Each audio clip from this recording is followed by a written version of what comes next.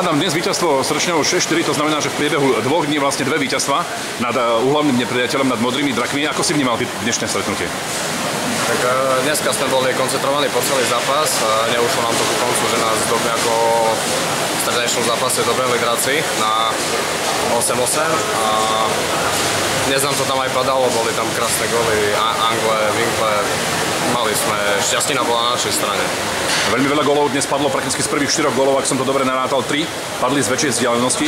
Bola kedy dávnejšie ste si loptu pohadzovali, nebolo vlastne strelca, ktorý by nejakým spôsobom mohol prekvapiť alebo niečo podobné. Teraz naozaj hádžete to prakticky z nepripravených pozícií, niekedy z pripravených pozícií, ale tie góly tam padajú. Čím to je, alebo čo sa zmenilo podľa teba?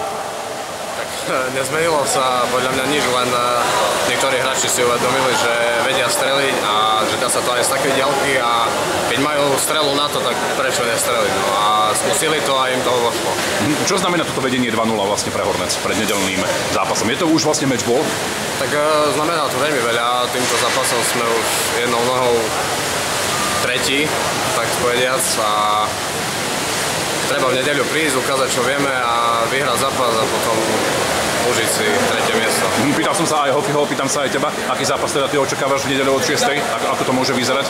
Tak v nedeľu očakávam takisto napínavý zápas, veľmi vyrovnaný, ale my budeme o to viac uvoľnenejší a budeme vo väčšej pohode, keďže vedieme 2-0 a oni budú musieť vyhrať, budú pod stresom.